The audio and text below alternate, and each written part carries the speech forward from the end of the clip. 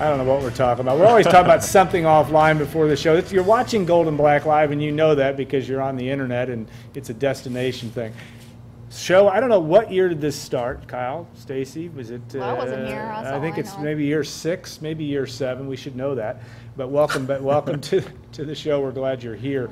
Our sponsors, I want to get those in today. And of course, looking right behind Kyle, you can duck to your right or left. Hilton Garden Inn, when tomorrow's a big day. State HGI tonight. Christy Kuntz and our friends down at Wabash Landing. They are busy it seems like every weekend for football. Triple X on the hill, but on the level of Purdue tradition.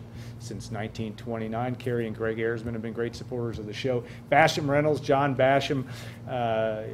John is the definition of a guy that's bigger than life, and we appreciate his support. Purdue students, find your home away from home with Basham Reynolds, and it has been an extremely busy time for him as back to school has been taking place at Purdue. And of course, State Farm agent Trent Johnson at TrentIsMyAgent.com. And we always say this, Trent is on the road tonight officiating. He'll be watching closely. I don't know if he's heading to Huntington or not, but we'll all be watching closely. You guys will be there if we can figure out how to get road trip there. hasn't even started. We're already tired of each other. I know, and you're heading. You have to go east of Huntington about 30, 40 miles because the team is staying in Charleston, flying into Charleston, flying home from Huntington. Interestingly to me, but you guys are on the road. What are we going to see on? I know you haven't talked about this at all. I'll start with you, Kyle. Yeah, what are we going to see on Sunday afternoon? We have an extra day to break this one down. I'm watching film of JMU tomorrow, I think, to get a real good look at Michael Birdsong. Yeah.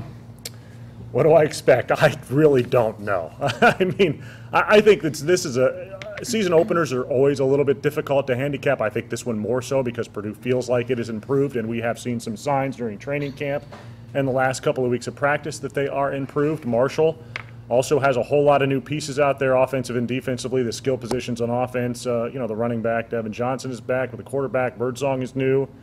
Some new receivers. A lot of changes out there, which makes it a difficult game for me to put a number on, but I think it's going to be competitive. I think Purdue is improved.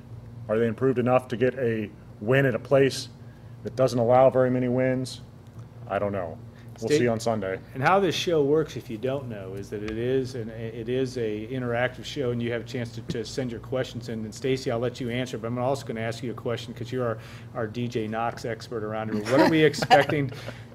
What are we expecting in terms of carrying the load between DJ Knox and Markel Jones and maybe even Keontae Green? But how do you see that being played out? And that is a question from DAB.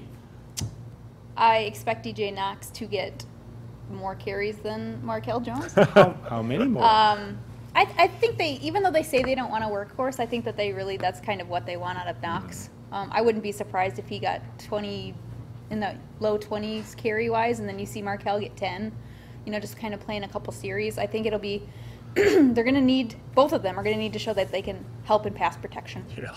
And we haven't seen that yet because neither of them have played in a game. And you don't really get a good sense of that, I don't think, in practice.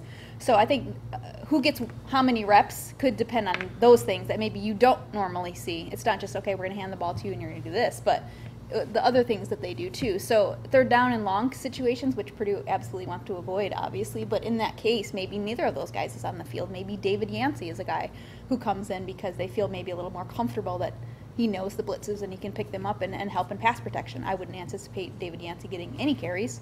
I didn't think David Yancey was going to even play. So there's that for me. But Keontae Green will be really interesting to see. I don't expect – he seems like he's so far in the doghouse right now that he is never getting out. Just because of the way it sounds like he approached the offseason and had a chance for that starting job and didn't work – but like he wanted it is what it sounds like, and I'm talking to Keontae about that as well. So I think that DJ Knox is absolutely number one. Markel Jones is a change up. He's still a true freshman, guys. So how much do you want to put him in that environment? We'll see. But yeah, so I think those definitely 1, 2, and then the 3 guy might be interesting depending on the scenario. 70-30-0 percentage. Okay. I don't think that. Yeah, maybe if that third guy can block, maybe, but. Kyle, one thing on Golden Black Radio today, which is on our site as well, that you can download and drive. One thing you talked to Austin Appleby, which was actually Stacy's story, but he talked about the stride and his ability to run the football a little bit better. That's interesting to me because I thought in his time that last year at times he really ran the ball well, obviously against Illinois and some against Michigan State, and then that evaporated.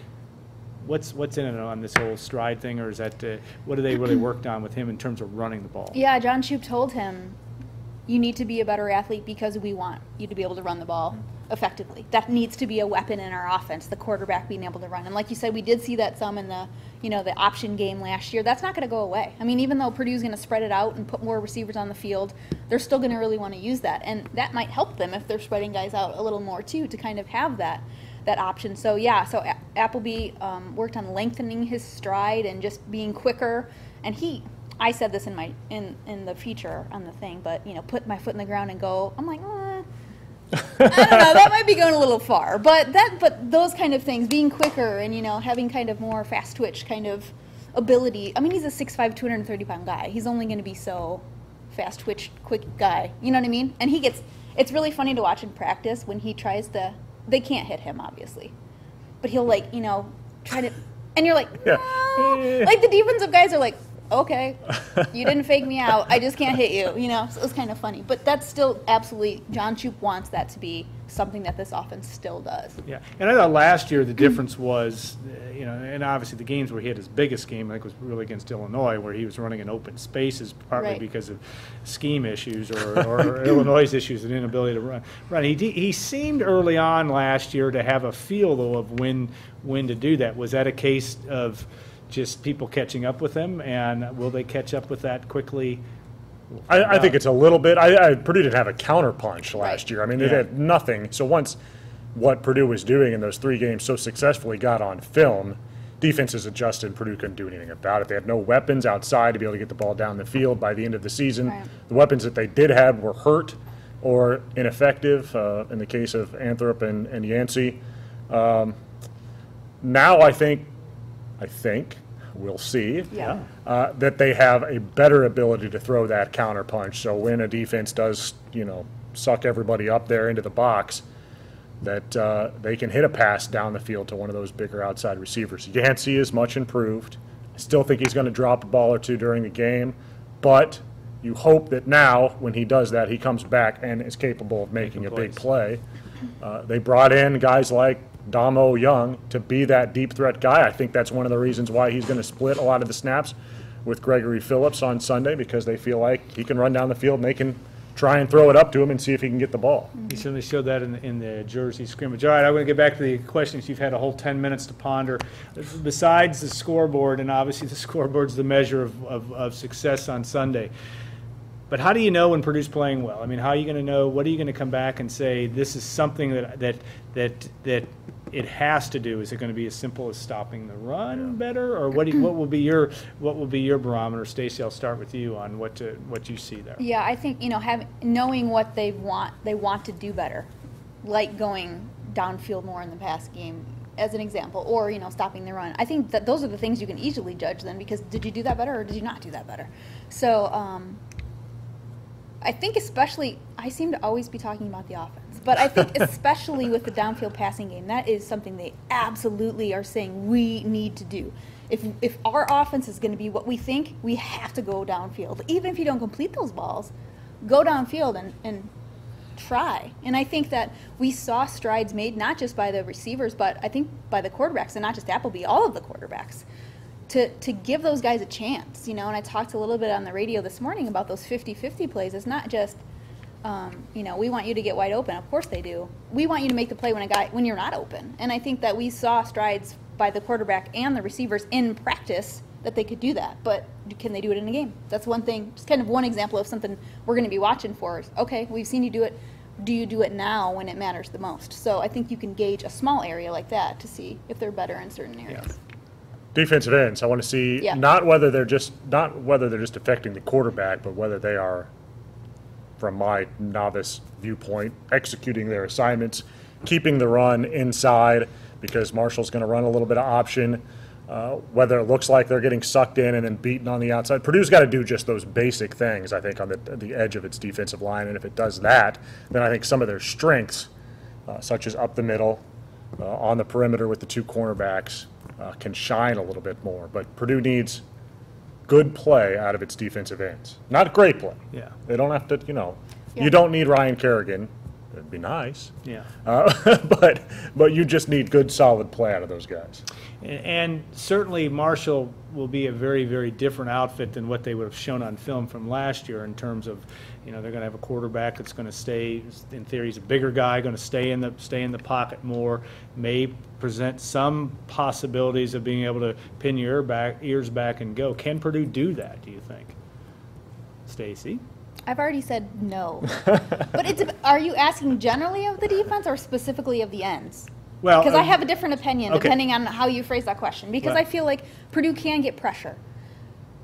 They can get pressure by blitzing. We saw that they have, because of the experience they have, I think they can do a lot of different kind of blitzes that can, confuse maybe some teams. And because you have Frankie and Anthony Brown on the perimeter, then maybe you can get away with that a little bit more too, because they're pretty good cover guys. And I think that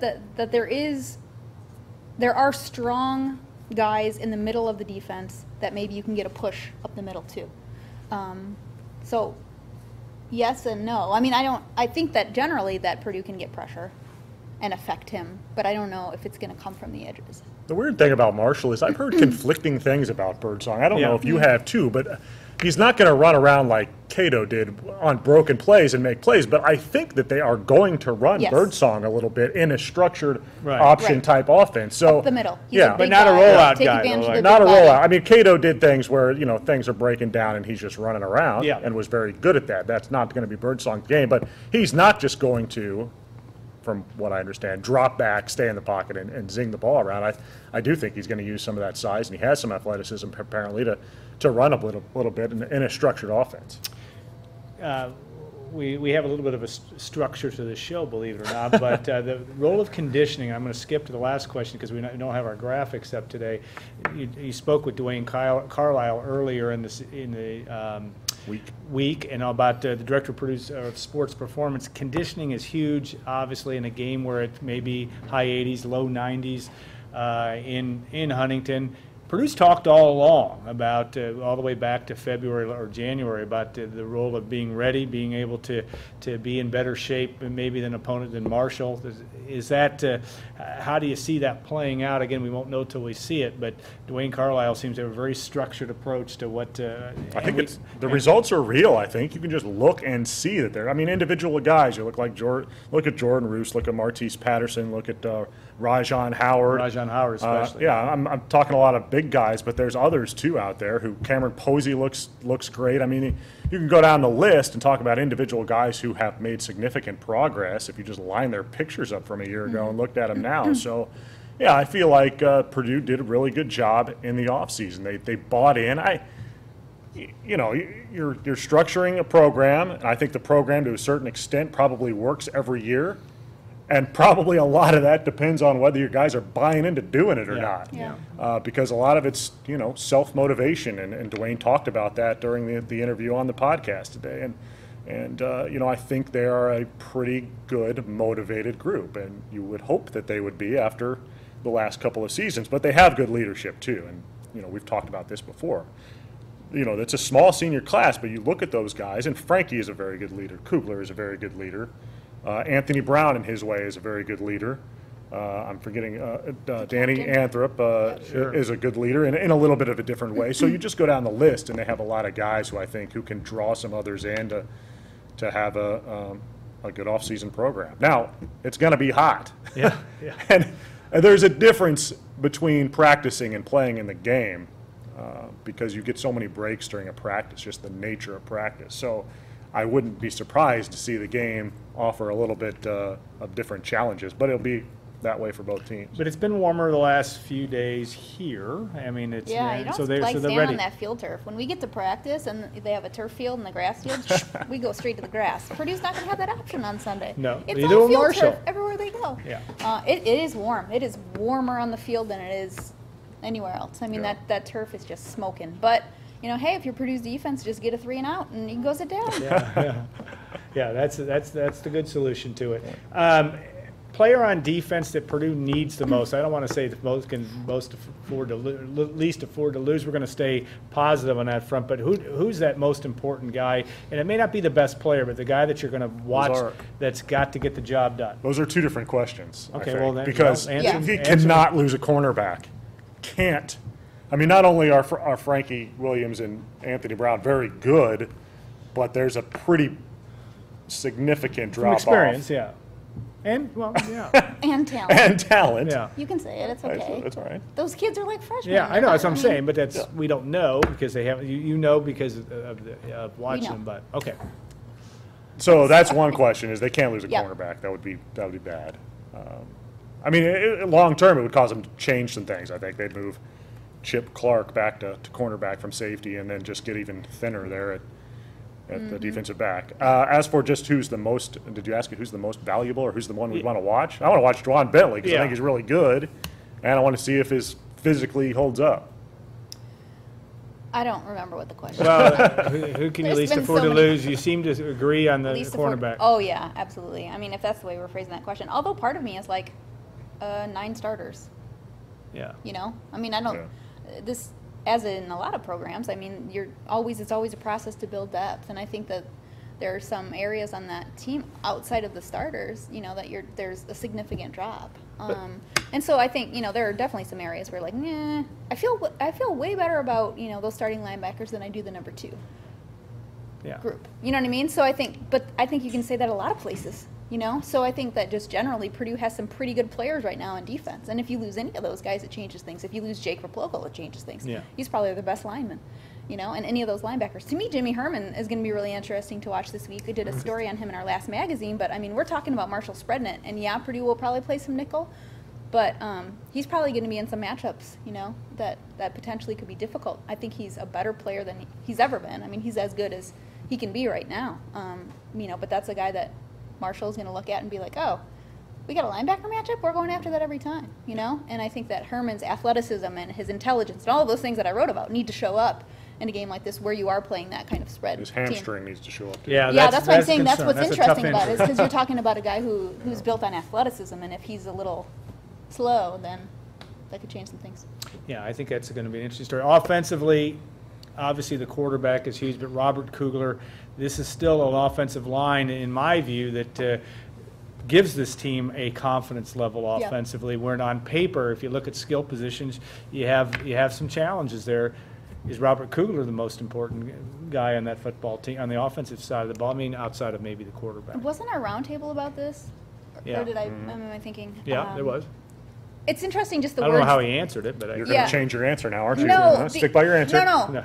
Validate I said it. DJ Knox, but in my lead-in, Not I said, confidently, you didn't. no, I know. But in my lead-in, I said, well, if you ask me who the most indispensable player is, it's probably Robert Kugler. Yeah. Because I think in just the role that he is, and being, you know, a senior who's been there, done that, and just controls that and knows exactly what's going on at all times. I mean, I think Purdue's talking about resting him potentially a I series. thought that was very interesting. I'm not so sure you'd feel very comfortable doing that. But I think they'll do it. I'll bet you they will. So that would be interesting to me Yeah. because I really do think that he just knows what he's talking about. He sees things that people don't see. I mean, and then the communication he has with that whole line. I mean, to me, he is potentially the most important player in the offense. I have 30 seconds, I Kyle, have you got trouble that. ever picking the center. No offense to Kugler being the most important He's an player. MVP, isn't he? Yeah. That's as much telling about Purdue's offense He said he Yeah, never well, wants he- to be MVP again, by the way. than Yeah, it is. I think that's a good So- thing to aspire to. But the most important player is always the quarterback. Always is the quarterback.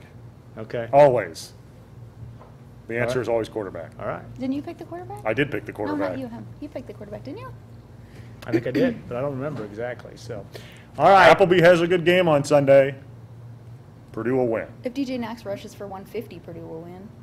Okay. DJ Knox was my No. pick in the roundtable. Not Now so I necessarily feel like I'm true. defending That's not it. necessarily true, though. They will be spending the next. They'll be spending 6+ hours in the car I know. on Sunday. How I many think side bets are we gonna have going by the time the Periscope game or is something. I think it's illegal. Every though. bit. We're gonna- Periscope's illegal in moving over? No, vehicles. we're gonna do every bit. Is it? Our road Okay, right. tripping